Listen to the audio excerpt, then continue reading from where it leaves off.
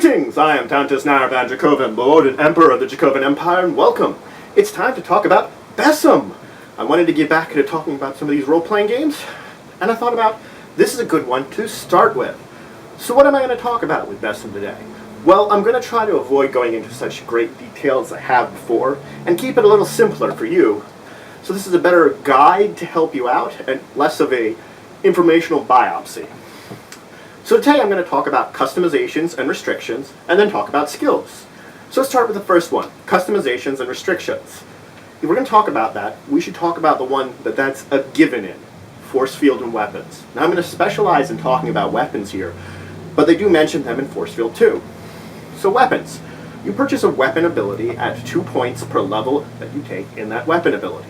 After that, you can start spending points on ranks in customizations, and these customizations can do things like make your attack poisonous, make it entangle your opponents, make it drain some of its health back to you, kind of be vampiric. And for every rank in an ability, in a customization you take, it adds 1 point. So I could buy a 3-point weapon, and then purchase 1 rank in a specialization, it would cost me 7 points. Now what about restrictions? They do mention restrictions under weapons too.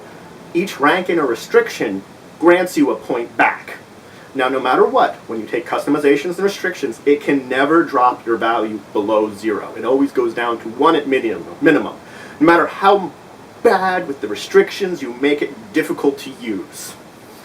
Alright, so that's just for weapons, and they have their own list of them. And again, same with force field.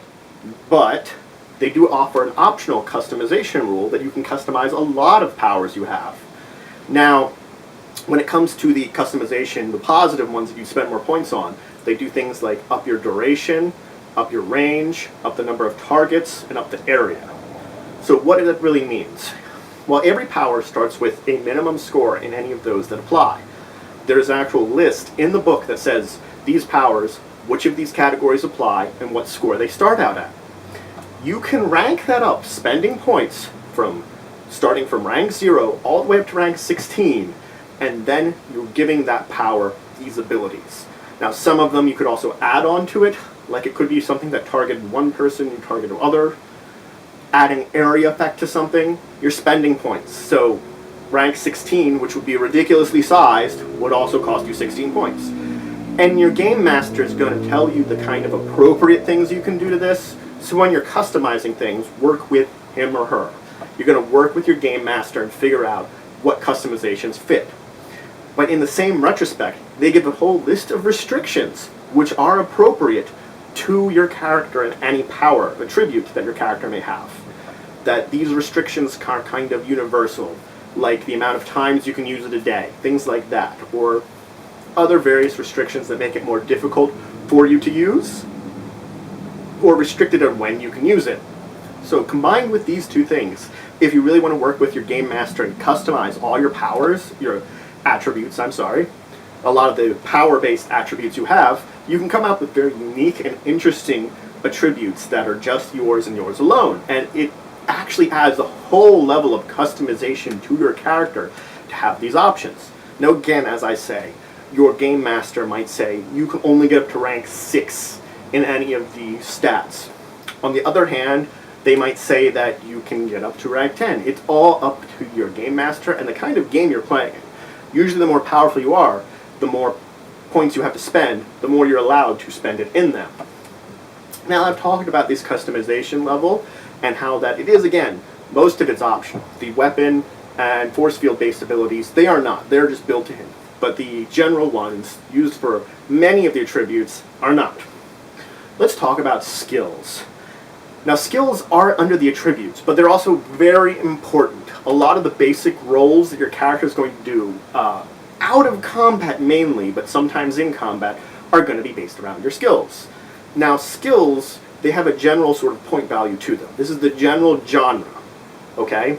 This is just any genre, you can just use these basic skill points, and it has points valued from 1 to 3.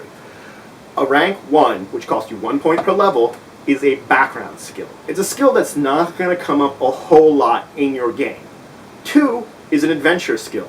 It means it's a skill that you know you're planning one of the adventures your team is going to go on, and it's going to be very important for that adventure, but not all the time. It means it's like sometimes it's important, but not always. And then a genre skill is one where it comes up all the time. Think of like if you're playing a horror game where there's occult sort of tones to it, someone having the skill occult is going to be very important. Hence it's 3 per rank per level at that point in time. Now, you could also take specializations in any of these skills. It costs you 1 point, you buy a specialization, it gives you +1 to that when you're doing that specialization.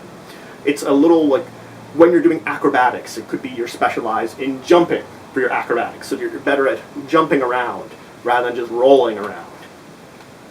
Now, in the book, they do list a whole bunch of genres that you can use to choose to break down your game. And these give examples of the point values, of the 1s, the 2s, and the 3s, about what's important to that genre. Now, you can make up your own as the game master, or your game master, as I said, could make up his or her own sort of list of skills and how they're point valued. In the suggestions I did in a previous video, I did add some customizations that I felt would be appropriate to those worlds I was talking about. And that's the thing, is these little things is you can take one of these basic lists, take a look at it, see how it works, or your GM can take a look how it works for them, and decide if they want to edit it at all, or they just want to use that.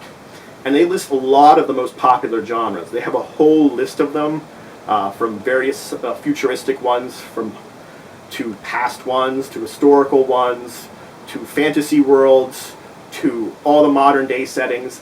A lot of the basic settings you can think of, they suggest here.